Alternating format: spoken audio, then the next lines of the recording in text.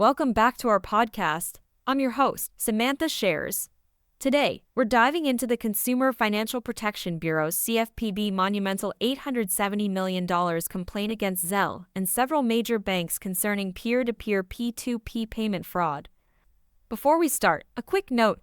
This podcast is educational and not intended as legal advice. A special thank you to our sponsor, Credit Union Exam Solutions Incorporated, with over 200 years of National Credit Union Administration expertise. They help clients save time and money during examinations. Visit marktrickle.com for more details or listen to their podcast, With Flying Colors. Now, let's explore the implications of this groundbreaking regulatory action. The scope of the complaint. The CFPB alleges fraud losses totaling $870 million across three major banks using Zelle. Beyond the staggering numbers, this case represents a seismic shift in regulatory perspectives on payment systems security and consumer protection. Understanding the fraud patterns. Let's break down the common fraud patterns observed in these cases. 1. Token takeover scheme. A fraudster calls, impersonating bank security. Claims there's suspicious activity on the victim's account. Asks for a one-time passcode for verification. Gains control of the Zelle token and initiates rapid transfers. These scams happen and under 15 minutes money is gone before you can blink.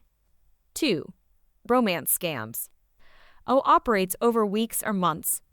Fraudster builds trust through dating platforms, spins elaborate stories, and requests money.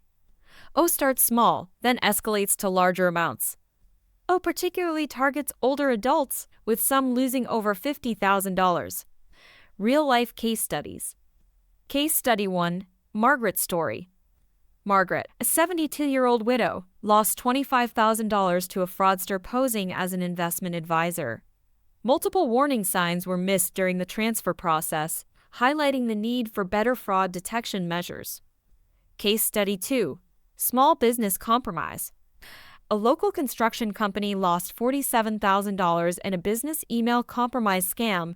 Fraudsters manipulated invoices and used Zelle to siphon funds. This underscores the importance of educating business clients on fraud risks.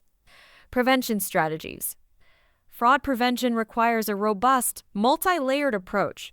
Here's a framework to consider. 1. Transaction monitoring. Use velocity checks, pattern recognition, IP device tracking, and behavioral analytics. 2. Member education. Conduct awareness campaigns, use transaction verification prompts, and communicate risks clearly. Target vulnerable groups with tailored outreach programs and ensure staff training is thorough. Regulatory insights. The Zelle case signals changes in the regulatory landscape for financial institutions. 1. Enhanced examinations. Scrutiny of P2P systems will increase.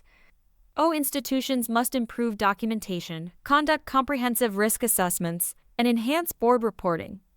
2. Future frameworks. Expect stricter anti-money laundering AML requirements, potential new rules for P2P payments, and documentation standards. Frequently asked questions facts. 1. Does this impact credit unions not offering Zelle? Yes, as the scrutiny on all P2P services is likely to increase. 2. What documentation should we maintain? Fraud investigation records. Member communications. Staff training logs. 3. How can we balance convenience with security? Implement risk-based approaches, member segmentation, and use advanced technology solutions. Action plan for credit unions. Here's what you can do starting Monday. Immediate actions. 1. Review your P2P risk assessment. 2. Audit fraud procedures. 3. Evaluate member education materials. 30-day plan. 1. Update board reporting protocols. 2. Enhance transaction monitoring systems. 3. Revise authentication processes. Closing thoughts. The CFPB's Zelle complaint is only the tip of the iceberg. As regulations evolve, credit unions and financial institutions must proactively adapt to ensure compliance and protect their members. If you're facing challenges with NQA exams, connect with Mark Treichel on LinkedIn or at marktreichel.com.